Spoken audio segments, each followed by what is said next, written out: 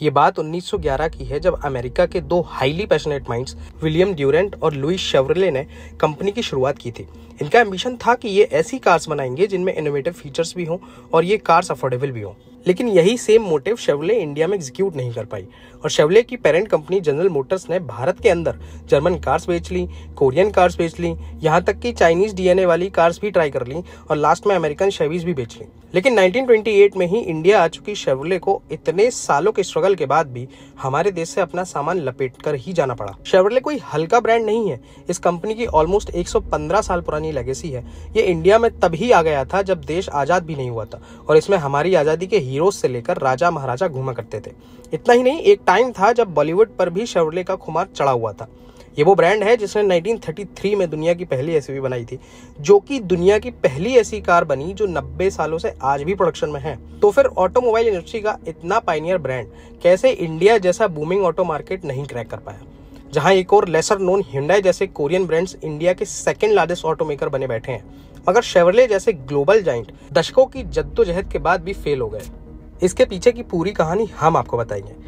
इससे पहले कि हम शेव्रले की बात करें, आपको ये भी पता होना चाहिए कि 1953 में जाने के बाद जब 1996 में जीएम इंडिया में वापस आई तो इसने एक जर्मन ब्रांड ओपेल की कार्स लॉन्च की थी, जिन्हें उस टाइम काफी पसंद भी किया गया था। बीइंग जर्मन डीएनए ये कार्स काफी एडवांस थी, लेकिन इनकी यही इंजीनियरिंग कॉम्प्लेक्सिटी कंज्यूमर्स के लिए हैवी टू मेंटेन और एक बड़ा सर्विस इशू बन गई। और फिर 1999 आते आते इंडियंस के पास मारुति, होंडा और Hyundai जैसे ज्यादा रिलायबल ब्रांड्स के ऑप्शन अवेलेबल हो गए थे और ऐसे ओपेल का भी एंड हो गया। इसके बाद जनरल मोटर्स ने 2002 में साउथ कोरियन ब्रांड दाइवू भी खरीद लिया था, लेकिन इसकी सेलियो और मटीज जैसी अच्छी कार्स भी इंडिया में नहीं चल पाई। फिर आया साल 2003, जनरल मोटर्स ने फाइनली बहुत बड़े एम्बिशंस के साथ इंडिया में शेव्रले को लॉन्च किया और कंपनी तब अपनी फॉरेस्टर एसयूवी, ऑप्ट्रा सेडान और टवेरा एमपीवी जैसी कार्स लेकर आई, जिनमें से एकमात्र टवेरा ही इंडिया में बड़ी हिट हो पाई और बाद में बजट बायर्स के लिए दाइवू मटीज की सेकंड जनरेशन को रिवैज करके स्पार्क के नाम से बेचा, जो कि ठीक ठाक नंबर्स में बिक भी गई। और शेव्रले बीट और क्रूज ने भी अपनी बढ़िया फैन फॉलोइंग बनाई। लेकिन शेव्रले की Avio, SRB, Optra magnum, Captiva और ट्रेल ब्लेजर जैसी कार्स इंडिया में कब आके गायब भी हो गई, किसी को पता भी नहीं चला। 2003 से 2017 के बीच शेवी ने इंडिया में कम से कम 9 कार्स लॉन्च की थी और सक्सेस केवल 3 ही हो पाई। शेव्रले की इस फेलियर के पीछे 5 मेन फैक्टर्स हैं। पहला है नॉन सेंट्रिक अप्रोच।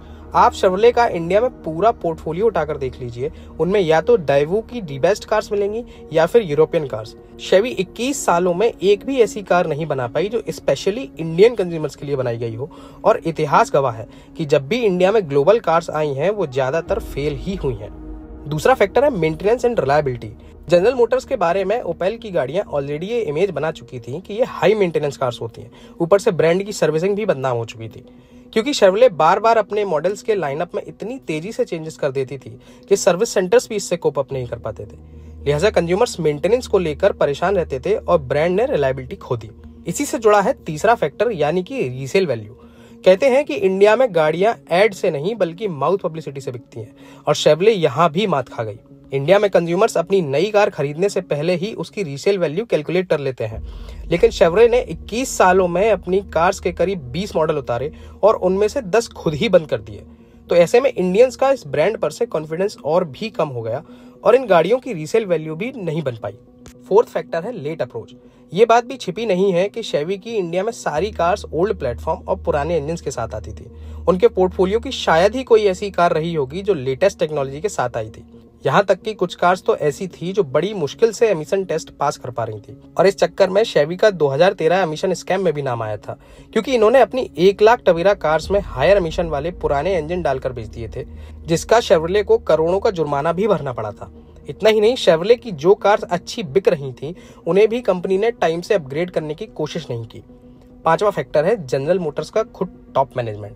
आप ये जान के हैरान होंगे कि इंडिया में कंपनी के 21 साल की टाइमलाइन में 9 सीईओज बदल चुके थे, और ऐसे में कंपनी के पास कोई लॉन्ग टर्म स्ट्रेटजी बन ही नहीं पाई। 2010 में जनरल मोटर्स का इंडिया में मार्केट शेयर 6% था, लेकिन 2016 आते आते ये 1% से भी कम हो गया।